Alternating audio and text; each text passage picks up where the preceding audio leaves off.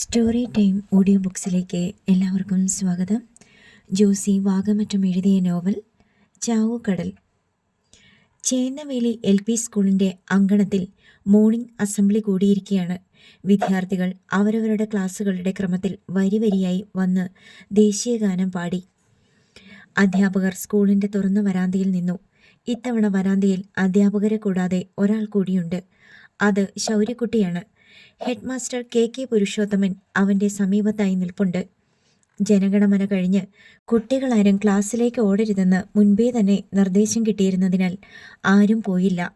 Head master KK Purushothaman വരാന്തയിൽ നിന്ന് ഒരു ലഘു പ്രഭാഷണം നടത്തി.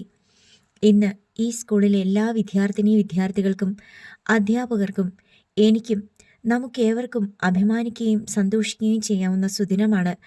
അതിൻ്റെ കാരണം എന്താണെന്ന് നിങ്ങളിൽ പലരും ഇതിനകം അറിഞ്ഞു കാണുമായിരിക്കും. എല്ലാവരും പുരുഷോത്തമൻ സാറിൻ്റെ നേർക്ക് കണ്ണു നട്ട് നിൽക്കുകയാണ്. ശൗര്യക്കുട്ടിയും ഇടയ്ക്ക് തലതിരിച്ച് പുരുഷോത്തമൻ സാറിനെ നോക്കി. ഇവിടെ ഈ സ്കൂളിലെ 4ാം ക്ലാസ് വിദ്യാർത്ഥിയായ TJ ശൗരി ഇപ്പോൾ ഇതാ എന്നോടൊപ്പം നിൽപ്പുണ്ട്. ഇന്നലെ ചെല്ലിക്കടപ്പുറത്ത് വെച്ച് ഓർക്കാപ്പുറത്ത് കടലിൽ വീണ് ഒഴുകിപ്പോയ സോണിയ റോസ് എന്നു പേരുള്ള ഒരു പെൺകുട്ടിയെ ഈ നിൽക്കുന്ന ശൗരി അതിസാഹസികമായി രക്ഷപ്പെടുത്തുകയുണ്ടായി. ആർക്കും തന്നെ രക്ഷപ്പെടാൻ കഴിയാത്ത വിധം കടലിൻ്റെ ആഴത്തിലേക്ക് മുങ്ങിപ്പോയ ആ കുട്ടിയെ ശൗരി രക്ഷപ്പെടുത്തിയത് സ്വന്തം ജീവൻ പോലും പണയം വെച്ചിട്ടാണെന്ന് കൂടി പറഞ്ഞാൽ മാത്രമേ ആ പ്രവൃത്തിയുടെ മഹത്വം പൂർണ്ണമാകൂ. ശൗരി ഈ സ്കൂളിലെ മിടുക്കനായ ഒരു വിദ്യാർത്ഥിയല്ല. കലാകായിക മത്സരങ്ങളിലൊന്നും മികച്ച പ്രകടനം കാഴ്ചവെക്കുന്ന കുട്ടിയല്ല ശൗരി. പക്ഷേ ഇന്നലെ ഒരു പെൺകുട്ടിയുടെ ജീവൻ രക്ഷിക്കാൻ വേണ്ടി കാണിച്ച ധീരത കൊണ്ട്, സ്വന്തം ജീവനെപ്പോലും തൃണവൽക്കരിച്ച സാഹസികത കൊണ്ട് ശൗരി തൻ്റെ എല്ലാ പോരായ്മകളെയും മറികടന്നിരിക്കുകയാണ്. അഭിമാനം കൊണ്ടും ലജ്ജ കൊണ്ടും ശൗരിയുടെ മുഖം തുടുത്തു. അവൻ അസംബ്ലിയിലെ കുട്ടികളെ നോക്കി. എല്ലാ കണ്ണുകളും അവനിലാണ്. അത്ഭുതത്തോടെയാണ് അവനെ നോക്കുന്നത്. അധ്യാപകർ പോലും തൻ്റെ നേർക്ക് അഭിനന്ദനം കലർന്ന പുഞ്ചിരിയോടെ നോക്കുന്നത് ശൗര്യക്കുട്ടി കണ്ടു. ഈ ചെറിയ പ്രായത്തിൽ ഇത്രയും വലിയ ധീരകൃത്യം ചെയ്ത ശൗര്യയെ നമ്മളെല്ലാവരും അനുമോദിക്കണ്ടേ? ഹെഡ് മാസ്റ്റർ എല്ലാ വിദ്യാർത്ഥികളോടുമായി ചോദിച്ചു. ആരും മറുപടി പറയുന്നില്ല. എന്താ ആരും മിണ്ടാത്തത്? അനുമോദിക്കണ്ടേ? വേണ്ടേ? വേണം വേണം. അങ്ങിങ്ങ് ഒറ്റപ്പെട്ട ശബ്ദങ്ങൾ ഉയർന്നു. വേണം. പരിചിതമായ ശബ്ദം കേട്ട് ശൗരി നോക്കി. അത് മൈക്കേലായിരുന്നു. ശൗര്യയുടെ ഹൃദയം ഒന്ന് തുടിച്ചുയർന്നു. എല്ലാവരും കൂടെ ഒന്നുറക്കെ പറ, കേൾക്കട്ടെ. ശൗരിയെ അനുമോദിക്കണ്ടേ? ഹെഡ് മാസ്റ്റർ വീണ്ടും ചോദിച്ചു. വേണം വേണം. കുട്ടികളെല്ലാം ഒരേ സ്വരത്തിൽ വിളിച്ചു പറഞ്ഞു. ഇത്രയും ധീരത കാട്ടിയ ശൗരിക്ക് നമ്മൾ എന്തെങ്കിലും ഒരു സമ്മാനം കൊടുക്കണ്ടേ? വേണം വേണം. കുട്ടികൾ ജയഭേരി മുഴക്കും പോലെ ആർത്തു പറഞ്ഞു. ശൗരി കാണിച്ചു തന്ന മാതൃക നമ്മളെല്ലാവരും നമ്മുടെ ജീവിതത്തിലും അനുകരിക്കേണ്ടതല്ലേ? വേണം വേണം. ഒരേ വായ്ത്താരി. ഈ ധീരതയ്ക്ക് പ്രതിഫലമായി ശൗരിക്ക് ചൂരലിന് 4 അടി കൊടുക്കേണ്ടതല്ലേ? വേണം വേണം. ഒന്നിച്ചാർത്ത് വിളിച്ച് പറഞ്ഞു കഴിഞ്ഞപ്പോഴാണ് കുട്ടികൾക്ക് അബദ്ധം മനസ്സിലായത്. പുരുഷോത്തമൻ സാർ എന്താ ചോദിച്ചത്? ശൗരിക്ക് ചൂരലിന് 4 അടി കൊടുക്കണമെന്നോ?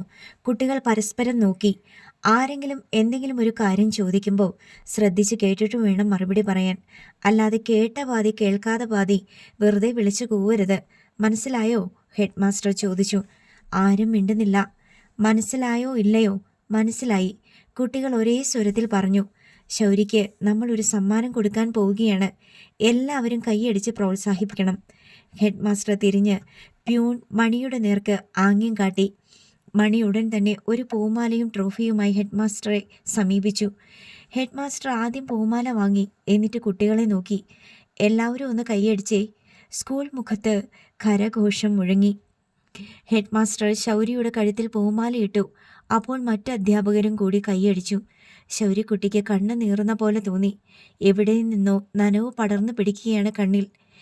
ഇന്നേ വരെ ഹെഡ് മാസ്റ്ററുടെ കയ്യിൽ നിന്ന് ചൂരൽ കൊണ്ടുള്ള ചുട്ടുപൊള്ളുന്ന നീറുന്ന വേദന കൊണ്ട് പിടയ്ക്കുന്ന സമ്മാനങ്ങൾ മാത്രമേ കിട്ടിയിട്ടുള്ളൂ. ഇത് ഐറ്റം വേറെയാണ്. അടുത്തതായി ഹെഡ് മാസ്റ്റർ ശൗരിക്ക് ട്രോഫി സമ്മാനിച്ചു. ഷേക്ക് ഹാൻഡും കൊടുത്തു. അപ്പോഴും കുട്ടികൾ കരഘോഷം മുഴക്കി. തുടർന്ന് അസംബ്ലി പിരിച്ചുവിട്ടതായി ഹെഡ് മാസ്റ്റർ പ്രഖ്യാപിച്ചു. സ്കൂളിൽ അന്നത്തെ ഹീറോ ശൗര്യക്കുട്ടിയായിരുന്നു. മറ്റ് ക്ലാസ്സുകളിലെ വിദ്യാർത്ഥികൾ പോലും അവനോട് സംസാരിക്കാൻ താല്പര്യപ്പെട്ടു. അതിനേക്കാളെല്ലാം ശൗര്യയെ സന്തോഷിപ്പിച്ചത് മൈക്കേൽ അവൻ്റെ അടുത്തേക്ക് തിരിച്ചു വന്നതാണ്. വെളിക്ക് വിട്ടപ്പോഴും ഉച്ചയ്ക്കും മൈക്കേൽ അവൻ്റെ അടുത്ത് വന്ന് വർത്തമാനം പറഞ്ഞു. മൈക്കേൽ തെല്ല ആരാധനയോടെയാണ് ശൗര്യക്കുട്ടിയെ നോക്കിയത്. ശൗര്യക്കുട്ടി കടലിൽ കാണിച്ച ധീരകൃത്യത്തിൻ്റെ വിവരണം ശൗര്യക്കുട്ടിയിൽ നിന്ന് തന്നെ കേൾക്കാൻ അവൻ ആഗ്രഹിച്ചു. അത് വിവരിച്ചു പറയാൻ ശൗര്യയ്ക്ക് സന്തോഷമേ ഉണ്ടായിരുന്നുള്ളൂ. മൈക്കേലിൻ്റെ പുതിയ കൂട്ടുകാരനും അതുവഴി ശൗര്യക്കുട്ടിയുടെ എതിരാളിയുമായി തീർന്ന പീറ്റർ അന്ന് ക്ലാസ്സിൽ വന്നിട്ടുണ്ടായിരുന്നില്ല. അവനും കൂടി വേണ്ടിയിരുന്നു എന്ന് ശൗര്യക്കുട്ടി ആഗ്രഹിച്ചു. വൈകുന്നേരം സ്കൂൾ വിട്ടയുടനെ ശൗര്യക്കുട്ടി ഒരിടത്തും തങ്ങാതെ വീട്ടിലേക്ക് ഓടി. അമ്മ എന്ന് വിളിച്ചുകൊണ്ട് അവൻ മുറ്റത്തേക്ക് കയറി. എന്തോ ആപത്ത് പറ്റിയിട്ടുള്ള വിളിയാണോ എന്ന് സംശയിച്ച് എമിലി തിണ്ണയിലേക്ക് ഇറങ്ങി വന്നു. തിണ്ണയിലേക്ക് ചാടിക്കയറി ശൗരി സ്കൂൾ ബാഗ് താഴെയിട്ടിട്ട് കയ്യിലിരുന്ന ട്രോഫി എമിലിയെ കാണിച്ചു. ഇത് കണ്ടാ, സ്കൂളിൽ നിന്ന് ഹെഡ് മാഷ് തന്നതാ അസംബ്ലി കൂടിയപ്പം. ഇതെന്തിനാ? നീ വല്ല മത്സരവും ജയിച്ചോ? ഇല്ലമ്മ, ഞാൻ ഇന്നലെ കടലിൽ നിന്ന് ഒരു പെൺകുട്ടീനെ രക്ഷിച്ചില്ലേ, അതിന് സമ്മാനം തന്നതാ. അവൻ രാവിലെ സ്കൂളിലുണ്ടായ സംഭവങ്ങൾ വിവരിച്ചു. കൈമടക്കിലിരുന്ന ചെറിയ പൂമാലയും ഉയർത്തി കാണിച്ചു. ഹെഡ് മാഷ് ഇതെൻ്റെ കഴുത്തിലിട്ട് തന്നു. എല്ലാവരും ഭയങ്കരം കയ്യടിയായിരുന്നു. എമിലിക്ക് ഇതിൽ പരം ഒരാനന്ദമില്ല. തൻ്റെ മകന് ഇങ്ങനെയെങ്കിലും ഒരംഗീകാരം കിട്ടിയല്ലോ. ഇതുവരേക്കും എല്ലായിടത്തും പിന്തള്ളപ്പെട്ടവനായിരുന്നു അവൻ. എല്ലായിടത്തും പരിഹസിക്കപ്പെട്ടവനായിരുന്നു. എല്ലായിടത്തും അപമാനിക്കപ്പെട്ടവനായിരുന്നു. തന്തയില്ലാത്തവൻ, അമ്മ പിഴച്ചുണ്ടായവൻ, ജാരസന്തതി. എമിലി തൻ്റെ മകനെ ചേർത്ത് പിടിച്ചു. അമ്മയ്ക്ക് സന്തോഷമായിട്ടോ? അവൾ അവൻ്റെ നെറുകയിൽ ചുണ്ടുകൾ അർപ്പിച്ചു. കുഞ്ഞന് തിണ്ണയിലേക്ക് വന്നപ്പോൾ എമിലി അവരെ ട്രോഫിയും പൂമാലയും കാണിച്ച് വിവരം പറഞ്ഞു. ഓ, കാശൊന്നും തന്നില്ലേ ഇവര്? ഇതുകൊണ്ടെന്താ കാര്യം? ദാഹിക്കുമ്പോൾ ഇത്തിരി വെള്ളം എടുത്ത് കുടിക്കാനെങ്കിലും കൊള്ളോ ഈ സാധനം? കുഞ്ഞന് അതിനത്ര വില കൊടുത്തില്ല. അമ്മ, അതിൻ്റെ അടപ്പ് തുറന്നാ മതി. പള്ളിയിലെ കാസ പോലിരിക്കും. വീഞ്ഞു കുടിക്കാൻ ഇതിനകത്തുനിന്ന്. കുർബാനയുടെ നേരത്ത് പള്ളിയിലച്ചൻ കാസയിൽ നിന്ന് അങ്ങനെ വീഞ്ഞു കുടിക്കുന്നത് ശൗര്യക്കുട്ടി കണ്ടിട്ടുണ്ട്. കൊള്ളാം, ഇനി വീഞ്ഞിൻ്റെ കുറവും കൂടിയേ ഉള്ളൂ. കുഞ്ഞൻ്റെ പിറുപിറുത്തു. എമിലി ആ ട്രോഫിയും പൂമാലയും തിരുകുടുംബത്തിൻ്റെയും വിശുദ്ധരുടെയും രൂപങ്ങളിരിക്കുന്ന പലകത്തട്ടിൽ തന്നെ വെച്ചു. പൂമാല സെബാസ്റ്റ്യനോസ് പുണ്യാളൻ്റെ രൂപത്തിലിട്ടു. അതൊക്കെ അവിടെ കയറ്റി വെക്കണമായിരുന്നോ? കർത്താവിൻ്റെയും മാതാവിൻ്റെയും വിശുദ്ധരുടെയും കൂടെ? ആ ചോദ്യത്തിനൊപ്പം കുഞ്ഞിനിയുടെ പുരുകക്കൊടി ഉയർന്നു. അത് കർത്താവിന് സമർപ്പിച്ചതാ അമ്മേ. ആ ഉത്തരം കൊണ്ട് എമിലി ആ ചോദ്യത്തിൻ്റെയും കുഞ്ഞിനിയുടെയും പുരുകക്കൊടിയുടെയും മുനിയൊടിച്ചു കളഞ്ഞു. ശൗര്യക്കുട്ടി അടുത്ത ദിവസം വലിയ പ്രത്യാശയിലാണ് സ്കൂളിലേക്ക് പോയത്. അവിടെ ചെന്നപ്പോൾ അവന് നിരാശ തോന്നി. ഇന്നലത്തെ താരപരിവേഷമൊന്നും ഇന്ന് തനിക്കില്ലെന്ന് പെട്ടെന്ന് തന്നെ അവന് മനസ്സിലായി. ഒറ്റ നിമിഷം കൊണ്ട് അവനെ എടുത്ത് വാനോളം ഉയർത്തിയ ശേഷം അടുത്ത നാൾ താഴെ നിർത്തിയിരിക്കുന്നു. രാവിലെ ക്ലാസ്സിലെത്തി ബാഗ് ബെഞ്ചിൽ വെച്ച ശേഷം അവൻ അടുത്ത ഡിവിഷനിലേക്ക് ചെന്നു. ഇന്ന് പീറ്റർ വന്നിട്ടുണ്ട്. മൈക്കേൽ അവൻ്റെ തോളത്ത് കൈയിട്ട് വർത്തമാനം പറയുന്നു. ശൗര്യക്കുട്ടി അടക്കാനാവാത്ത മനോവിഷമത്തോടെ തിരികെ പോന്നു. ഉച്ചഭക്ഷണത്തിന് ശേഷം ശൗര്യക്കുട്ടി വീണ്ടും മൈക്കേലിൻ്റെ അടുത്തെത്തി. അപ്പോൾ പീറ്റർ അവൻ്റെ കൂടെ ഇല്ലായിരുന്നു. നീ പീറ്ററോട് കൂട്ടുകൂടണ്ടാട്ടോ, എനിക്കിഷ്ടമല്ല. ശൗര്യക്കുട്ടി തൻ്റെ നിവേദനം മൈക്കേലിന് മുമ്പിൽ സമർപ്പിച്ചു. ഞാൻ നിന്നോട് കൂടുന്നത് പീറ്ററിനും ഇഷ്ടമല്ല. മൈക്കേൽ പറഞ്ഞു. നമ്മൾ തമ്മിലല്ലായിരുന്നോ ആദ്യം കൂടിയത്? അത് ശരിയാ, പക്ഷേങ്കിൽ പീറ്റർ ഇപ്പം എൻ്റെ ക്ലാസ്സിലല്ലേ. ഞങ്ങൾ ഒന്നിച്ചായിരിക്കണേ. എനിക്കിഷ്ടമല്ല മൈക്കലെ, ഞാൻ എന്നാ ചെയ്യാനാ? മൈക്കേൽ കൈ മലർത്തി. അവർ സംസാരിച്ചു കൊണ്ട് നിൽക്കെ പീറ്റർ അങ്ങോട്ട് വന്നു. വന്നയുടനെ അവൻ മൈക്കേലിൻ്റെ കൈ പിടിച്ചിട്ട് പറഞ്ഞു. നീ എന്തിനാ ഇവൻ്റെ അടുത്ത് പിന്നെയും കൂട്ടുകൂടാൻ പോണേ? നീ ഇങ്ങു വാ. മൈക്കേൽ എൻ്റെ കൂടെ കൂടണേന് നിനക്കെന്നാ? ശൗര്യ കുപിതനായി. നീ പോടാ, നീ ആരാ? ഞങ്ങൾ തമ്മിലാ കൂട്ട്. പീറ്റർ അവനെ വെല്ലുവിളിച്ചു. എന്നിട്ട് ഒരു 5 സ്റ്റാർ ചോക്ലേറ്റ് എടുത്ത് ശൗര്യയെ കാണിച്ച ശേഷം അത് മൈക്കേലിന് കൊടുത്തു. ഊണിന് ശേഷം അത് വാങ്ങാൻ പോയതായിരുന്നു പീറ്റർ. ഇവൻ്റെ കാര്യം ഞാൻ നിന്നോട് പറഞ്ഞിട്ടില്ലേടാ? പീറ്റർ ശൗര്യയെ നോക്കിയിട്ട് പരിഹാസത്തിൽ ചോദിച്ചു. ഊവെന്ന് മൈക്കേൽ തലകുലുക്കി. ശൗരി അതിലെന്തോ കൊനിഷ്ടമണത്തു. മൈക്കേലെ, എൻ്റെ കാര്യം എന്നതാ പറഞ്ഞത് പീറ്റർ നിന്നോട്? ഒന്നുമില്ല. മൈക്കേൽ തല വിറപ്പിച്ചു. അല്ല, ഉണ്ട്. എന്നതാണേലും നീ പറ. ഒന്നുമില്ലടാ. മൈക്കേൽ ഒഴിഞ്ഞു മാറാൻ ശ്രമിച്ചു. പീറ്റർ തിരിഞ്ഞ് ശൗര്യക്കുട്ടിയുടെ മുന്നിലേക്ക് വന്നു. എടാ ശൗരി, നിനക്ക് തന്തയുണ്ടോടാ? എനിക്കുണ്ട്. മൈക്കേലിനുണ്ട്. നിനക്കുണ്ടോ? ഉണ്ടെങ്കിൽ പറ. ആരാ? ശൗര്യക്കുട്ടി സ്തംഭിച്ചു പോയി. ഈ മൈക്കേലിന് അറിയത്തില്ലായിരുന്നു. ഇപ്പം അവനും അറിയാം. നീ ശരിക്കും തന്തയില്ലാത്തവനല്ലേ? ശൗര്യക്കുട്ടിക്ക് സഹിക്കാവുന്നതിനും അപ്പുറമായിരുന്നു ഇത്. ഇത്രയും വലിയൊരു അവഹേളനം. ശൗരി ഒറ്റ കുതിപ്പിന് പീറ്ററിൻ്റെ ഷർട്ടിൽ പിടികൂടി അവൻ്റെ തലയ്ക്ക് ഒരടി കൊടുത്തു. പീറ്റർ ഉടനെ തിരിച്ചടിച്ചു. ശൗരി പീറ്ററെ ചവിട്ടി. പീറ്റർ അവനെ കാലുകൊണ്ട് മറിച്ചിട്ടു. ശൗരി നിലത്ത് കിടന്നു പീറ്ററിൻ്റെ കാലിൽ പിടിച്ചു വലിച്ച് താഴെയിട്ടു. രണ്ടുപേരും നിലത്ത് കിടന്നായി ഗുസ്തി. സ്കൂൾ ഗ്രൗണ്ടിൽ രണ്ടാളും കെട്ടിമറിഞ്ഞു. കൈകൊണ്ടും കൈമുട്ടുകൊണ്ടും പരസ്പരം ഇടിച്ചു. രണ്ട് കാലുകളും കൊണ്ട് തൊഴിച്ചു. പീറ്ററിനായിരുന്നു ശൗരിയേക്കാൾ വലുപ്പവും കരുത്തും. എന്നാൽ ശൗരി വാശിയും പകയും കൊണ്ട് കാട്ടുപൂച്ചയെ പോലെ പൊരുതി. പീറ്ററിൻ്റെ കഴുത്തും കവളും മാന്തി കീറി. മൈക്കേൽ ഇതെല്ലാം കണ്ട് സ്തംഭിച്ചു നിന്നു. അടിപിടി കണ്ട് മറ്റു കുട്ടികൾ അവിടേക്ക് ഓടിക്കൂടി. അപ്പോഴേക്കും ക്ലാസ്സിൽ കയറാനുള്ള ബെല്ലടിച്ചു. കുട്ടികൾ ചിതറിയോടി. അവരവരുടെ ക്ലാസ്സുകളിൽ ചെന്ന് കയറി. ശൗരിയും പീറ്ററും അടിപിടി നിർത്തി എഴുന്നേറ്റു. രണ്ടുപേരുടെയും യൂണിഫോമിലും ദേഹത്തും തലയിലും നിറയെ മണ്ണ് പുരണ്ടിട്ടുണ്ടായിരുന്നു. നിന്നെ ഞാൻ എടുത്തോളാടാ പട്ടി. പീറ്റർ ശൗരിയെ നോക്കി പല്ലിറമ്മി. നീ എടുക്കാൻ വാ, ഞങ്ങളുടെ കടപ്പുറത്തോട്ട് വാടാ തെണ്ടി. ശൗരിയും ഒട്ടും വിട്ടുകൊടുത്തില്ല. പീറ്റർ തൻ്റെ യൂണിഫോമിലും ദേഹത്തും പുരണ്ട പൂഴിമണൽ തട്ടിക്കളയാൻ ശ്രമിച്ചുകൊണ്ട് ക്ലാസ് റൂമിലേക്ക് പോയി. അവൻ്റെ കവിളത്തും കഴുത്തിലും ശൗരിയുടെ നഖം കൊണ്ട് ചോര പൊടിയുന്നുണ്ടായിരുന്നു. ശൗരിയുടെ കൈമുട്ടിനും കാൽപാദത്തിലുമായിരുന്നു പരിക്ക്. അവൻ്റെ ഷർട്ടിൻ്റെ 2 ബട്ടൺസ് പൊട്ടി. ശൗരി യൂണിഫോമും ദേഹവുമെല്ലാം തട്ടിക്കുടഞ്ഞ് ക്ലാസ്സിൽ ചെന്ന് കയറുമ്പോഴേക്കും അഗസ്റ്റിൻ സാർ എത്തിക്കഴിഞ്ഞു.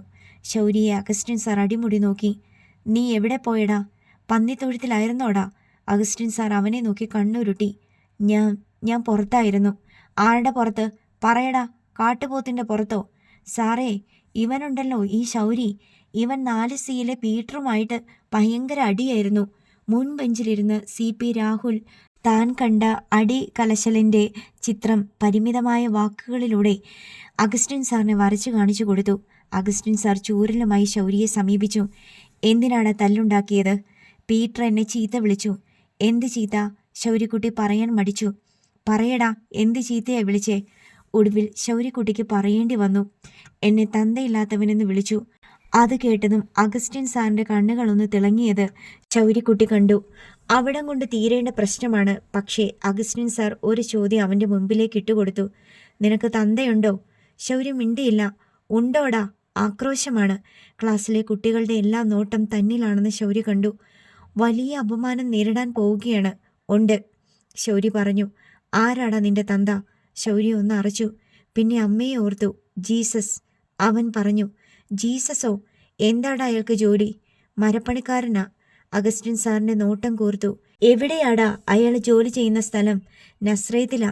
ശൗര്യ ഒട്ടും കൂസാതെ പറഞ്ഞു. അവൻ്റെ തല താഴുകയില്ലെന്ന് അഗസ്റ്റിൻ സാറിന് മനസ്സിലായി. നാളെ നിന്റെ തന്തയുണ്ടല്ലോ, മരപ്പണിക്കാരൻ, അയാളെ വിളിച്ചോണ്ട് വന്ന് എന്നെ കണ്ടിട്ടേ ക്ലാസ്സിൽ കയറാവൂ. കേട്ടോടാ? അഗസ്റ്റിൻ സാർ ഉഗ്രശാസന പുറപ്പെടുവിച്ചു. ശൗര്യക്കുട്ടി ഉവ്വെന്നോ ഇല്ലെന്നോ പറഞ്ഞില്ല. കൈ നീട്ടടാ. ശൗര്യക്കുട്ടി കൈ നീട്ടി. അഗസ്റ്റിൻ സാർ ചൂരൽ വടി വായുവിൽ ചുഴറ്റി. 1, 2, 3 കൈപ്പത്തിയിൽ ഒന്നിനെ പിറകെ ഒന്നായി അടി വീണുകൊണ്ടേയിരുന്നു. ഉച്ചയ്ക്ക് വല്ലതും തിന്നിട്ട് അടങ്ങി ഒതുങ്ങി ഇരിക്കാനുള്ളതിന് പകരം സ്കൂളിൽ ഗ്രൗണ്ടിൽ കിടന്ന ഗുസ്തിയും അടിപിടിയും. മെറ്റേ കൈ നീട്ടടാ. ശൗര്യക്കുട്ടി അടുത്ത കൈ നീട്ടി. 1, 2, 3, 4, 5 കൈ കഴിച്ചപ്പോൾ അഗസ്റ്റിൻ സാർ നിർത്തി. കയറി നിൽക്കടാ ബെഞ്ചിൻ്റെ മുകളിൽ. ശൗര്യക്കുട്ടി ഒന്നറച്ചു. നിന്നോടാ പറഞ്ഞത് കയറി നിൽക്കാൻ. അഗസ്റ്റിൻ സാർ ചൂരൽ വളച്ച് അവൻ്റെ തോളത്ത് ഒരടിയടിച്ചു. ശൗര്യക്കുട്ടി ബെഞ്ചിന് മീതെ കയറി നിന്നു. നിന്റെ സ്കൂൾ ബാഗ് എടുത്ത് പിടിച്ചോണ്ട് നിൽക്കടാ. ശൗര്യക്കുട്ടിക്ക് അനുസരിക്കാൻ അല്ലാതെ നിവർത്തിയില്ലായിരുന്നു. ബെഞ്ചിന് മീതെ കയറി നിന്ന ശൗര്യയെ ആ ക്ലാസ്സിലുള്ളവർ മാത്രമല്ല, ക്ലാസ്സിനെ വേർതിരിക്കുന്ന സ്ക്രീനിൻ്റെ മുകളിലൂടെ അടുത്ത ക്ലാസ്സുകളിലുമുള്ള കുട്ടികൾക്കും ടീച്ചർമാർക്കും കാണാമായിരുന്നു. ശൗര്യയുടെ ക്ലാസ്സിലുള്ള കുട്ടികൾ ഇടയ്ക്കിടെ അവനെ നോക്കി ചിരിച്ചു. ഇടതും വലത്തുമുള്ള ക്ലാസ്സുകളിലെ കുട്ടികളും ഇടയ്ക്ക് അവനെ നോക്കി വിരൽ ചൂണ്ടുകയും രഹസ്യമായി ചിരിക്കുകയും ചെയ്യുന്നുണ്ടായിരുന്നു. മറ്റ് ക്ലാസ്സുകളിലെ അധ്യാപകരുടെ നോട്ടങ്ങളും ഇടയ്ക്കിടെ അവനെ തൊട്ട് ഒഴിഞ്ഞു കടന്നുപോയി. ശൗര്യക്കുട്ടി തല താഴ്ത്തി തന്നെ നിന്നു. ഇന്നലെ അസംബ്ലിക്ക് മുന്നിൽ സ്കൂൾ വരാന്തയിൽ സകല വിദ്യാർത്ഥികളുടെയും അധ്യാപകരുടെയും മുൻപാകെ അഭിനന്ദനങ്ങളും ട്രോഫിയും ഏറ്റുവാങ്ങി പ്രശംസിക്കപ്പെട്ടവനാണ് താനെന്ന ഓർമ്മ അവൻ്റെ മനസ്സിടിച്ചു കളഞ്ഞു. അവൻ്റെ കണ്ണിൽ നിന്ന് വല്ലപ്പോഴും ഓരോ കണ്ണീർ തുള്ളി കവിളിലേക്ക് ഒലിച്ചിറങ്ങി. ഇത് ഈ സ്കൂളിൽ, ഈ ക്ലാസ്സിൽ തൻ്റെ അവസാനത്തെ ദിവസമാണെന്ന് ശൗര്യക്കുട്ടി മനസ്സിൽ ഉറപ്പിച്ചു. സ്കൂൾ വിട്ടയുടനെ കുട്ടികളെല്ലാം ചാടിയോടി ബ്ലാക്ക് ബോർഡിന് പിന്നിലെ ജനാൽപ്പടിയിൽ നിന്ന് കുടയും ബാഗും എടുത്ത് പോകാൻ നേരം അഗസ്റ്റിൻ സാർ ശൗര്യക്കുട്ടിയോട് പറഞ്ഞു, താഴെ ഇറങ്ങടാ. ശൗര്യക്കുട്ടി ഇറങ്ങിയില്ല. എന്നാ നീ അവിടെ തന്നെ നിന്നു. അഗസ്റ്റിൻ സാർ ക്ലാസ് മുറി വിട്ടുപോയ ശേഷമാണ് ശൗര്യക്കുട്ടി ബെഞ്ചിൽ നിന്ന് ഇറങ്ങിയത്. കുറേ കുട്ടികൾ അവനെ നോക്കി വാതിൽക്കൽ നിൽപ്പുണ്ടായിരുന്നു.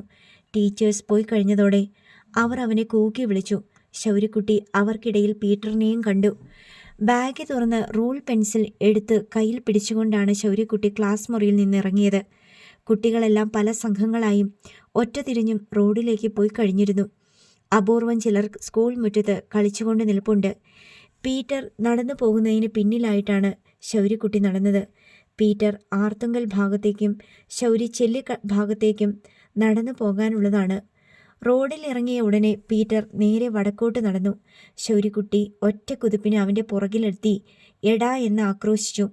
പീറ്റർ തിരിഞ്ഞു നോക്കിയ നിമിഷം പെൻസിൽ കൊണ്ട് അവൻ്റെ വയറ്റത്ത് ആഞ്ഞൊരു കുത്തുകുത്തി. പീറ്റർ കാറിക്കരഞ്ഞ് വയർ പൊത്തിപ്പിടിച്ച് നിലത്തിരുന്നു പോയി. ശൗര്യക്കുട്ടി വെട്ടിത്തിരിഞ്ഞ് തെക്കും ഭാഗത്തേക്ക് ഓടി. കുറേ ഓടിയിട്ട് ആരെങ്കിലും പിറകെ വരുന്നുണ്ടോ എന്ന് തിരിഞ്ഞു നോക്കി. ആ കുത്തിന് ശക്തി കൂടിപ്പോയിന്ന് ശൗര്യക്കുട്ടിക്ക് തോന്നി. പീറ്റർ ചത്തുപോയി കാണുമോ? പെൻസിലിൽ രക്തം പുരണ്ടിട്ടുണ്ടായിരുന്നോ എന്ന് പോലും നോക്കാൻ കഴിഞ്ഞില്ല. പെട്ടെന്ന് തിരിഞ്ഞോടുന്നതിനിടയിൽ തുടയിൽ കൈതട്ടി പെൻസിൽ കയ്യിൽ നിന്ന് തെറിച്ചുപോയി. ഒരാൾ മറ്റൊരാളെ കുത്തിക്കൊന്നു എന്ന് പലരും പറഞ്ഞു കേട്ടിട്ടുണ്ട്. ശൗര്യക്കുട്ടി പത്രത്താളുകളിൽ കുത്തിക്കൊന്ന വാർത്ത വായിച്ചിട്ടുമുണ്ട്. ഇങ്ങനെയായിരിക്കുമോ ആ കുത്തിക്കൊലകൾ? പീറ്റർ വയർ പൊത്തിപ്പിടിച്ച് നിലവിളിച്ചുകൊണ്ട് റോഡിലേക്കിരിക്കുന്നത് താൻ കണ്ടതാണ്. ശൗര്യക്കുട്ടി തൻ്റെ കൈവിരലുകൾ നോക്കി. ഇല്ല, ചോരപ്പാടൊന്നുമില്ല. വീട്ടിലെത്തിയപ്പോൾ അവിടെ ആരുമില്ലെന്ന് കണ്ട് ശൗര്യയ്ക്ക് ആശ്വാസമായി. എല്ലാവരും കടപ്പുറത്തെ ചായക്കടയിലായിരിക്കും. 2 ദിവസമായി കടലിൽ പണിയുള്ള കാര്യം കുഞ്ഞന്ന പറഞ്ഞ് അവൻ രാവിലെയും കേട്ടതാണ്. ഡെന്നിച്ചനും ജാനറ്റും എത്തിച്ചേർന്നിട്ടില്ല. അവർ രണ്ടുപേരും പ്രൈമറി ലെവൽ കഴിഞ്ഞതിനാൽ ആർത്തുങ്കൽ സ്കൂളിലാണ് പഠിക്കുന്നത്. താൻ സ്കൂളിൽ നിന്ന് തിരിച്ചെത്തി എന്ന് ബോധ്യപ്പെടുത്താനായി സ്കൂൾ ബാഗ് മുറിയിലെ ബെഞ്ചിൽ വെച്ച ശേഷം ശൗര്യക്കുട്ടി കടപ്പുറത്തേക്ക് ഓടി. പതിവ് പോലെ ചായക്കടയിലേക്ക് പോകാതെ മീൻ പരത്തുന്ന ഭാഗത്തേക്കായിരുന്നു അവൻ്റെ നടത്തം. കുറേ ദൂരം നടന്നു പോയി അവൻ പുലിമുട്ടിന് മീതെ കയറിയിരുന്നു. അവിടെ ഇരുന്നാൽ ചെല്ലിക്കടപ്പുറം മാത്രമല്ല, ദൂരെ ആർത്തുങ്കൽ കടപ്പുറവും കാണാം. ചെല്ലിക്കടപ്പുറത്ത് അപ്രതീക്ഷിതമായ എന്തെങ്കിലും നീക്കങ്ങൾ ഉണ്ടെങ്കിൽ അത് ഇവിടെ ഇരുന്ന് തിരിച്ചറിയാം. ഒരുപക്ഷെ പീറ്റർ ചത്തിട്ടില്ലെങ്കിൽ അവനെ ആശുപത്രിയിലേക്ക് കൊണ്ടുപോയിരിക്കാൻ സാധ്യതയുണ്ട്. അവൻ്റെ അപ്പൻ ഇറച്ചി വെട്ടുന്ന കത്തിയുമായി പാഞ്ഞു വന്നേക്കാം. എവിടെ ശൗരി? എൻ്റെ മകനെ കുത്തിയവൻ എവിടെ? അവനെ ഞാൻ കൊല്ലും. അയാൾ ആ പരിസരത്തെല്ലാം തന്നെ തേടി പാഞ്ഞു നടന്നേക്കാം. പക്ഷെ പിടി കൊടുത്തേക്കരുത്. താൻ ഇവിടെ ഇരിക്കുന്നത് കണ്ടുപിടിച്ചാൽ പോലും അയാൾ അടുത്തെത്തും മുമ്പേ ഓടി രക്ഷപ്പെടണം. കാരക്കാട്ടുകാരുടെ തെങ്ങും പറമ്പിനെ 2ആയി പകുത്ത് ഒഴുകുന്ന തോടിന് നേർക്ക് ഓടണം. ഇറച്ചി വെട്ടുകാരൻ പിന്നാലെ വരുമ്പോൾ തോട്ടിൽ ചാടി നീന്തി മറുകര പിടിക്കണം. അയാളും തോട്ടിൽ ചാടി നീന്തി പിറകെ വന്നാലോ? പിന്നെ കടൽ തന്നെ ശരണം. കടലിൽ ചാടി നീന്തുക. പലയിടത്തായി വള്ളങ്ങൾ നങ്കൂരമിട്ട് കിടപ്പുണ്ട്. അവയിൽ ഏതെങ്കിലും ഒന്നിൽ നീന്തിക്കേറുക. കടലിൽ ചാടി നീന്താനുള്ള ധൈര്യം ആ ഇറച്ചി വെട്ടുകാരൻ ഉണ്ടാവില്ല. നേരം സന്ധ്യയാകുന്നതുവരെ ഇരുന്നിട്ടും കടപ്പുറത്ത് പ്രത്യേകിച്ചൊരു ചലനവും ദൃശ്യമായില്ല. ശൗരി വീട്ടിലേക്ക് പോയി. ഇരുട്ട് വീണാൽ അമ്മ പേടിച്ച് തെരച്ചിലിനിറങ്ങുമെന്ന് അവനറിയാം. വീട്ടിൽ ചെന്ന പാടെ ശൗരി തിണ്ണയുടെ മൂലയ്ക്കും ചെന്ന് അവശനെ പോലെ ഇരുന്നു. ജാനറ്റും ഡെന്നിച്ചനും മുറ്റത്ത് നിന്ന് ഇതുവരെ കളിച്ചു കയറിയിട്ടില്ല. എമിലി ശൗരിയെ കണ്ടയുടനെ അവൻ്റെ നേർക്ക് തുറച്ചു നോക്കി അല്പനേരം നിന്നു. ആ, എന്നാ കാര്യം? ഒന്നുമില്ല. ഇന്ന് സ്കൂളിൽ എന്താ ഉണ്ടായേ? ശൗരിയുടെ നെഞ്ചിലൊരു കത്തലുണ്ടായി. അമ്മ അറിഞ്ഞോ? ആര് പറഞ്ഞു? ഒന്നും ഉണ്ടായില്ലല്ലോ. ഇല്ല. ശൗര്യക്കുട്ടി മിണ്ടിയില്ല. ഇനി അങ്ങോട്ട് സൂക്ഷിച്ച് സംസാരിക്കണം. അമ്മ എന്തോ അറിഞ്ഞിട്ടുണ്ട്. നിന്നെ ബെഞ്ചിമേ കയറ്റി നിർത്തിയോ? ആ, അറിഞ്ഞു. ഇവിടെ അയൽപ്പക്കത്ത് തൻ്റെ സ്കൂളിൽ തന്നെ പഠിക്കുന്ന പല കുട്ടികളുമുണ്ട്. അവരാരെങ്കിലുമായിരിക്കും അമ്മയുടെ ചെവിയിൽ വിവരം എത്തിച്ചത്. ശൗരി മിണ്ടാതിരിക്കുന്നത് കണ്ട് എമിലി വീണ്ടും ചോദിച്ചു, എന്തിനാടാ നിന്നെ ബെഞ്ചിമേ കയറ്റി നിർത്തിയത്? അടി കൂടിയിട്ടാ. ആരോട്? പീറ്റർ ഇല്ലേമാ, ആർത്തങ്കലെ ഇറച്ചി വെട്ടുകാരൻ്റെ അവിടുത്തെ അവൻ. അമ്മ ദേഷ്യത്തിലൊന്നുമല്ല എന്ന് കണ്ടപ്പോൾ ശൗര്യക്കുട്ടി എല്ലാം വിസ്തരിച്ചു പറഞ്ഞു. മൈക്കേലിൻ്റെ പേരിലാണ് പീറ്ററുമായി അടി കൂടിയെന്ന് അറിഞ്ഞപ്പോൾ എമിലി അവനെ ഗുണദോഷിച്ചു. നീ എന്തിനാടാ മൈക്കേലിൻ്റെ പിറകിന് നടക്കണത്? അവനെ വിട്ടുകളാ, അവൻ വേറെ ക്ലാസ്സിലല്ലേ. അതിനല്ലമ്മേ, പീറ്റർ മൈക്കിളിൻ്റെ അടുത്ത് പറഞ്ഞു കൊടുത്ത് ഞാൻ തന്തയില്ലാത്തവനാണെന്ന്. ഇത്തവണ എമിലിയുടെ നെഞ്ചിലാണ് കൊള്ളിയാൻ പാഞ്ഞത്. നീ തന്തയില്ലാത്തവനല്ലല്ലോ, പിന്നെന്താ? എന്നാലും എല്ലാവരും പറയണുണ്ടല്ലോ അമ്മ. ഞാൻ പറഞ്ഞു തന്നിട്ടില്ലേ ജീസസ് നിന്റെ അപ്പൻ? അത് ഞാൻ സാറിൻ്റെ അടുത്തും പറഞ്ഞു. എന്നിട്ട് അപ്പൻ എന്താ ജോലിയെന്ന് ചോദിച്ചു. ഞാൻ പറഞ്ഞു മരപ്പണിയാണെന്ന്. എമിലി അങ്ങനെയാണ് അവന് പറഞ്ഞു കൊടുത്തിട്ടുള്ളത്. അപ്പോൾ ചോദിക്കുക എവിടാ പണിന്ന്. എന്നിട്ട് നസ്രയത്തിലാണെന്ന് പറഞ്ഞപ്പോൾ എന്നോട് ബെഞ്ചിമേ കയറി നിൽക്കാൻ പറഞ്ഞ്. ആ സാറിനെ ഒന്ന് കാണണമല്ലോ. എമിലി രോഷാകുലയായി. വേണ്ടമ്മ, ആ സാറ് കാരക്കാട്ടിയാ. അപ്പോൾ എല്ലാം അറിഞ്ഞിട്ടാണ് തൻ്റെ മകനെ തേജോവധം ചെയ്തതെന്ന് എമിലിക്ക് ബോധ്യമായി. എമിലി ശൗര്യക്കുട്ടിയുടെ അരികെ ചെന്നിരുന്നു. നാളെ മരപ്പണിക്കാരനെ വിളിച്ചുകൊണ്ട് ചെല്ലണമെന്നാ പറഞ്ഞിരിക്കുന്നേ. എന്നിട്ട് ക്ലാസ്സിൽ കയറിയാൽ മതിയെന്ന്. അതൊന്നും എൻ്റെ മോൻ കണക്കാക്കണ്ട. ഞാൻ വരാലോ നാളെ സ്കൂളിൽ? വേണ്ട, അമ്മ വരണ്ട. അതെന്നാടാ, പീറ്ററിൻ്റെ അപ്പനോ അമ്മയോ വന്നെങ്കിൽ മാത്രം അമ്മ വന്നാൽ മതി. അവനോട് പറഞ്ഞിട്ടുണ്ടോ അപ്പനെ വിളിച്ചോണ്ട് വരാൻ? ഇല്ല, അവനോടൊന്നും ചോദിച്ചില്ല. അവനെ തല്ലിയില്ല, അവനെ ബെഞ്ചിമേ കയറ്റി നിർത്തിയില്ല. ഞങ്ങൾ രണ്ടും കൂടല്ലേ അടി കൂടിയത്. ശൗര്യക്കുട്ടിയുടെ നീതിബോധത്തിന് അംഗീകരിക്കാൻ കഴിയാത്ത കാര്യങ്ങളാണ് സംഭവിച്ചിരിക്കുന്നത്. അമ്മ വന്നില്ലെങ്കിൽ നിന്നെ ക്ലാസ്സിൽ കയറ്റുമോ? കയറ്റിയില്ലെങ്കിൽ വേണ്ടമ്മ, ഞാൻ പഠിക്കണില്ല. പഠിക്കണില്ലെന്നാ? എമിലി ഞെട്ടിപ്പോയി. നീ എന്നാ മോനെ ഇങ്ങനെ പറയണത്? പഠിച്ചില്ലെങ്കിൽ എൻ്റെ മോന് രക്ഷപ്പെടാൻ പറ്റുമോ? എവിടെയെങ്കിലും എത്താൻ പറ്റുമോ? ശൗര്യക്കുട്ടി കൂസലില്ലാതെ ഇരിക്കുകയാണ്. എമിലി പിന്നെയും അവനെ ഉപദേശിച്ചു. ആരെന്തു പറഞ്ഞാലും എങ്ങനെയൊക്കെ പെരുമാറിയാലും എൻ്റെ മോൻ പഠിപ്പ് നിർത്തരുത്. പറയുന്നവരൊക്കെ പറഞ്ഞോട്ടെ. എൻ്റെ മോൻ പഠിച്ച് വലിയ ആളാകണം, സ്ഥലങ്ങൾ വാങ്ങണം, കാരക്കാടന്മാരെ പോലെ വലിയ വീട് വെക്കണം, മിന്നിത്തിളങ്ങുന്ന കാറ് വാങ്ങണം, അതിൽ കയറി ഈ കടപ്പുറത്ത് വന്നിറങ്ങണം, ആളുകൾ അതിശയത്തിൽ മൂക്കത്ത് വിരൽ വെച്ച് നിൽക്കണം. അയ്യോ, നമ്മുടെ പഴയ ശൗര്യക്കുട്ടിയല്ലേ അത്? അവനിപ്പോൾ ആരാണെന്നറിയോ? അവൻ്റെ അടുത്ത് ചെല്ലാൻ പോലും നമുക്കൊന്നും യോഗ്യതയില്ല. എങ്ങനെ ശൗര്യക്കുട്ടി നീ ഇത്ര ഉയരത്തിലെത്തി? ആരെങ്കിലും ചോദിച്ചാൽ പറയണം, എൻ്റെ അമ്മയുണ്ടല്ലോ എമിലി, എൻ്റെ അമ്മയാ കഷ്ടപ്പെട്ട് വളർത്തി എന്നെ ഇത്രയിടം വരെ എത്തിച്ചത്. എന്നിട്ട് അമ്മയുടെ കൈക്ക് പിടിച്ച് കാറിൽ കയറ്റി അരികെ ഇരുത്തിക്കൊണ്ട് പോകണം.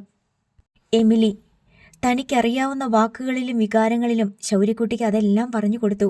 എൻ്റെ മോനെ, ഒരിക്കലും പഠിപ്പ് നിർത്തല്ല കേട്ടാ. അമ്മ പിന്നെ ജീവിച്ചിരുന്നിട്ട് എന്നാ കാര്യം? എന്നിട്ടും ശൗര്യക്കുട്ടിയുടെ മുഖം തെളിഞ്ഞില്ല. അവൻ്റെ കണ്ണിലെ ഉദാസീനത മാഞ്ഞുമില്ല. അവൻ അപ്പോഴും ബെഞ്ചിന്മേൽ കയറി നിൽക്കുകയായിരുന്നു. അവൻ്റെ കൈവെള്ളയിൽ ചൂരൽ ആഞ്ഞു പതിഞ്ഞുകൊണ്ടിരുന്നു. അഗസ്റ്റിൻ സാർ, ആരാടാ നിന്റെ തന്ത എന്ന് കളിയാക്കി ചോദിച്ചുകൊണ്ടിരുന്നു. അവൻ്റെ ഹൃദയം കവർന്ന കളിക്കൂട്ടുകാരൻ മൈക്കേൽ അവനെ ഉപേക്ഷിച്ച് പീറ്ററിനോടൊപ്പം നടന്നു പോവുകയും ചെയ്തു. പിറ്റേന്ന് രാവിലെ എണീറ്റ് ശൗര്യക്കുട്ടി കടപ്പുറത്തും തോട്ടിലുമൊക്കെ പോയിട്ട് സ്കൂളിൽ പോകാൻ തിരിച്ചു വന്നു. കുളിച്ചിട്ടാണ് വന്നിരിക്കുന്നത്. സ്കൂൾ യൂണിഫോം എടുത്ത് ധരിച്ചു കഴിഞ്ഞു. എമിലിക്ക് ആശ്വാസമായി. ശൗര്യക്കുട്ടി സ്കൂളിൽ പോകാൻ തന്നെ തീരുമാനിച്ചല്ലോ. ഡെന്നിച്ചനും ജാനറ്റും നേരത്തെ പോയി. അവർക്ക് ആർത്തുങ്കൽ സ്കൂളിലാണ് പോകേണ്ടത്. ശൗര്യക്കുട്ടി സ്കൂൾ ബാഗും എടുത്ത് പോകാൻ നേരം എമിലി അവൻ്റെ അരികെ ചെന്ന് പറഞ്ഞു, എൻ്റെ മോൻ ആരോടും വഴക്കിനൊന്നും നിൽക്കണ്ട കേട്ടോ. ആരോടും വലിയ കൂട്ടിനും പോകണ്ട. എത്ര കൂട്ടുകൂടിയാലും അടുത്ത കൊല്ലം പിരിയുമല്ലേ. വേറെ വേറെ സ്കൂളിലേക്ക് പോകുമല്ലേ. അവിടെ ചെല്ലുമ്പോൾ ഇതിനേക്കാളും നല്ല കൂട്ടുകാരെ കിട്ടും. പിന്നെന്താ? ശൗര്യക്കുട്ടി അനങ്ങാതെ നിന്ന് കേട്ടു.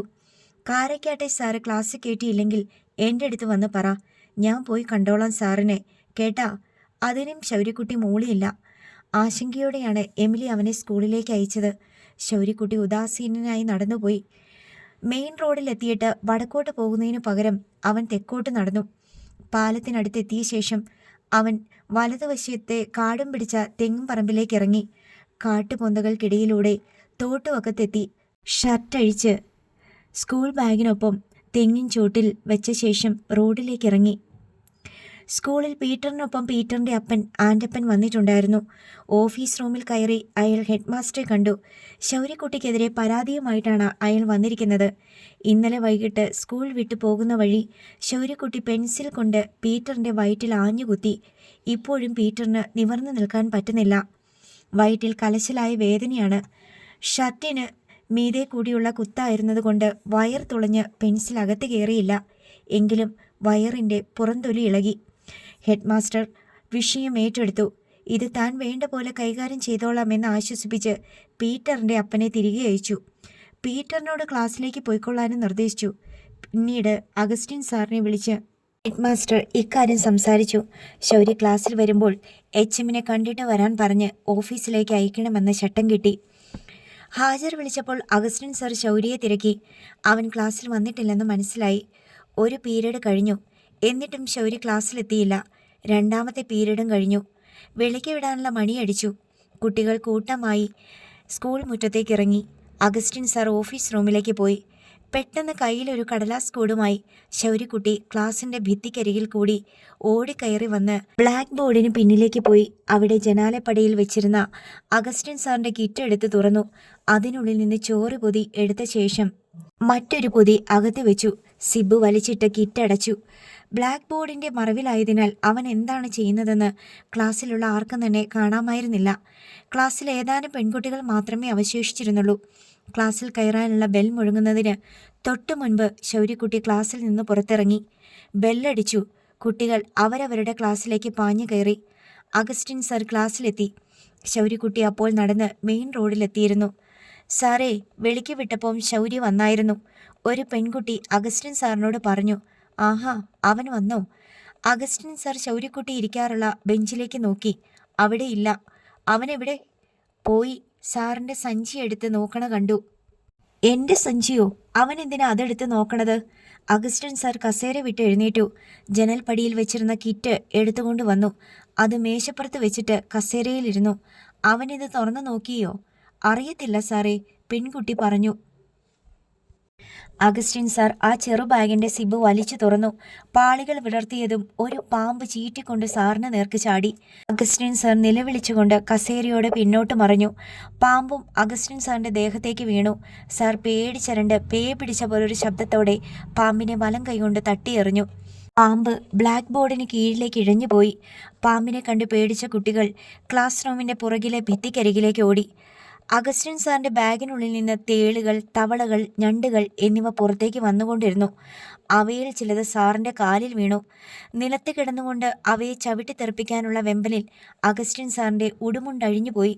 കരച്ചിലും ബഹളവും കേട്ട് അടുത്ത ക്ലാസ്സുകളിലെ അധ്യാപകർ ഓടിയെത്തി. സാറിനെ അവർ പിടിച്ചെഴുന്നേൽപ്പിച്ചു. അഴിഞ്ഞുപോയ ഉടുമുണ്ടിലൂടെ തേളുകളും ഞണ്ടുകളും ദിക്കറിയാതെ നടന്നു. ക്ലാസിൻ്റെ വാതിൽക്കലേക്ക് ലേഡി ടീച്ചർമാരും വന്ന് എത്തി നോക്കുന്നത് കണ്ട് അഗസ്റ്റിൻ സാർ തൻ്റെ അർദ്ധനഗ്നത മറയ്ക്കാൻ വേണ്ടി ബ്ലാക്ക് ബോർഡിന് പിന്നിലേക്ക് മാറി. അടുത്ത നിമിഷം അവിടെ നിന്ന് തിരികെ ഓടി. മിനുസമുള്ള സിമന്റ് തറയിൽ നീങ്ങാൻ വിഷമിച്ച് പാമ്പ് അങ്ങിങ്ങ് തല നീട്ടി എഴിയുന്നുണ്ടായിരുന്നു. അഗസ്റ്റിൻ സാർ തൻ്റെ ഷർട്ട് താഴ്ത്തി പിടിച്ചുകൊണ്ട് അല്പം കൂനി നിൽക്കെ സോമദത്തൻ സാർ ധൈര്യസമേതം അഗസ്റ്റിൻ സാറിൻ്റെ മുണ്ട് വലിച്ചെടുത്തു. കുടഞ്ഞ് അതിന്മേലുണ്ടായിരുന്ന ക്ഷുദ്രജീവികളെ തെറിപ്പിച്ചു. എന്നിട്ട് മുണ്ട് അഗസ്റ്റിൻ സാറിന് നൽകി. മുണ്ട് തിരിച്ചും മറിച്ചും നോക്കിയ ശേഷം അഗസ്റ്റിൻ സാർ ശരിക്കും ഭയം മാറാതെ അതെങ്ങനെയോ അരയിൽ ചുറ്റി. അയാളുടെ വിറയൽ അപ്പോഴും മാറിയിരുന്നില്ല. ഇതിനിടയിൽ അധ്യാപകരിലൊരാൾ എവിടെ നിന്നോ ഒരു വേലിപ്പത്തൽ കൊണ്ടുവന്ന് പാമ്പിനെ അടിച്ചു കൊന്നു. അതൊരു നീർക്കോലിയായിരുന്നു. അവിടവിടെ അലഞ്ഞു നടന്ന ഞണ്ടുകൾ, തേളുകൾ, തവളകൾ എന്നിവയും പത്തൽ കൊണ്ട് ചതച്ചു കൊന്നു. ക്ലാസ്സിലെ കുട്ടികളെല്ലാം അടുത്ത ക്ലാസ്സിൻ്റെ സ്ക്രീനുകൾക്ക് പിന്നിലും ഇടയ്ക്കുമുള്ള വിടവുകളിലും തടിച്ചുകൂടി രംഗം വീക്ഷിച്ചുകൊണ്ട് നിന്നു. മറ്റ് ക്ലാസ്സിലെ കുട്ടികളും ആ ക്ലാസ്സിന് ചുറ്റും തടിച്ചുകൂടിയിരുന്നു. അഗസ്റ്റിൻ സാർ നാണക്കേടും പേടിയും കൊണ്ട് വിളറി വെളുത്ത് ആരെയും നോക്കാതെ ഓഫീസ് റൂമിലേക്ക് പോയി. ഉച്ചനേരമായതിനാൽ എമിലി ചായക്കടയിലായിരുന്നു. കുഞ്ഞന്ന കടയിൽ നിന്ന് വീട്ടിലേക്ക് വരുന്നതേയുള്ളൂ. വിൻസി മറിയമ്മയുടെ തൻ്റെ ജീവിതം ആർക്കും വേണ്ടാതെ തുരുമ്പെടുത്ത് പോകുന്നതിനെപ്പറ്റി ആവലാതിപ്പെട്ട് വേലിക്കരികെ നിൽപ്പുണ്ട്. ആ നേരത്താണ് രണ്ട് അപരിചിതർ മുറ്റത്തേക്ക് കയറി വന്നത്.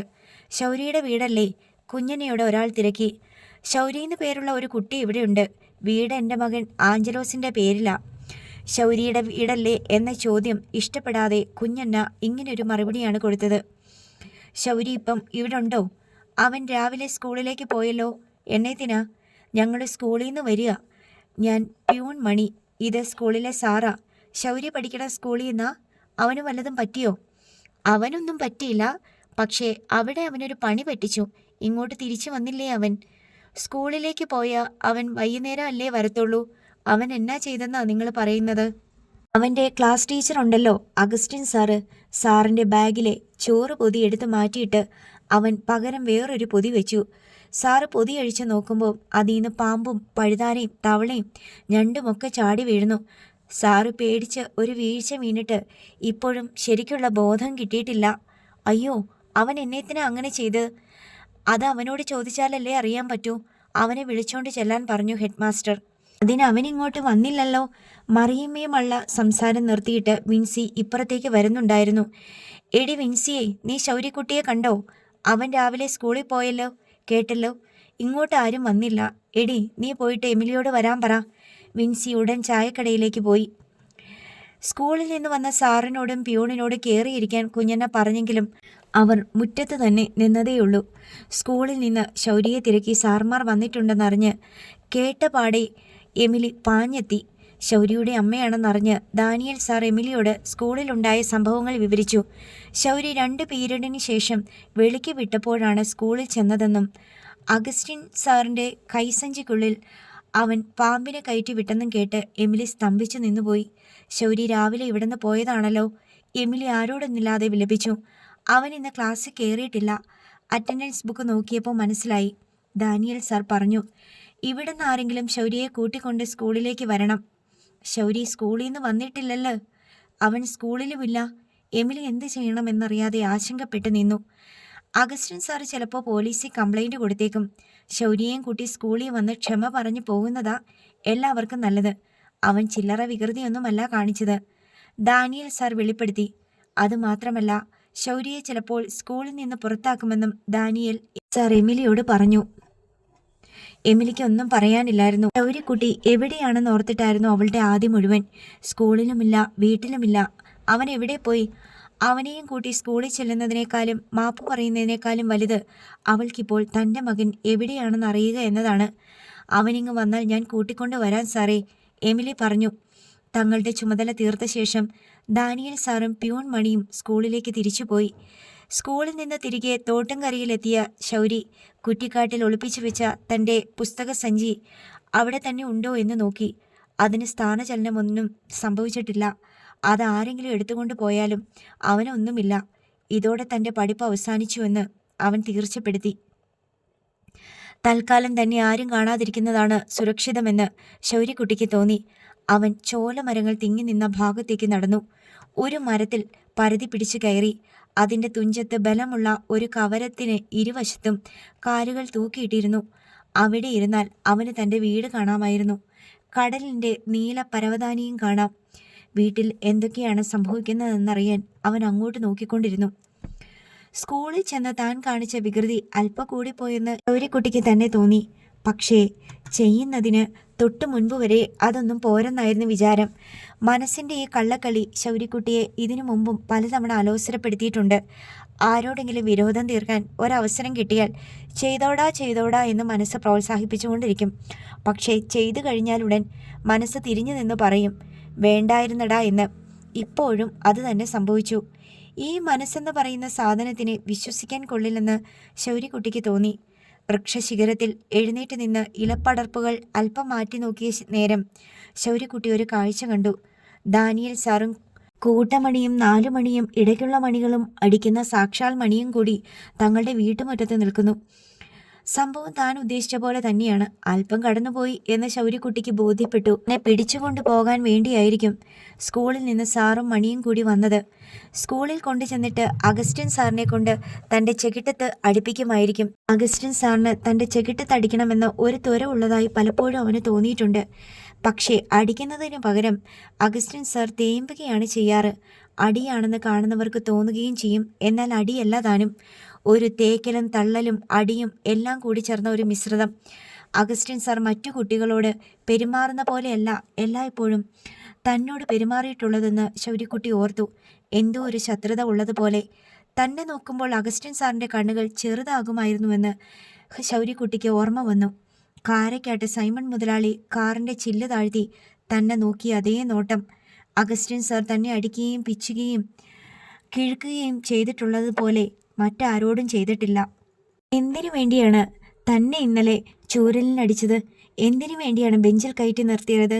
പീറ്ററുമായി അടികൂടിയതിന് അതേ കുറ്റം ചെയ്ത പീറ്ററിന് ഒരു നുള്ളുപോലും കിട്ടിയില്ല. ആരും അവനെ ബെഞ്ചിൽ കയറ്റി നിർത്തിയതുമില്ല.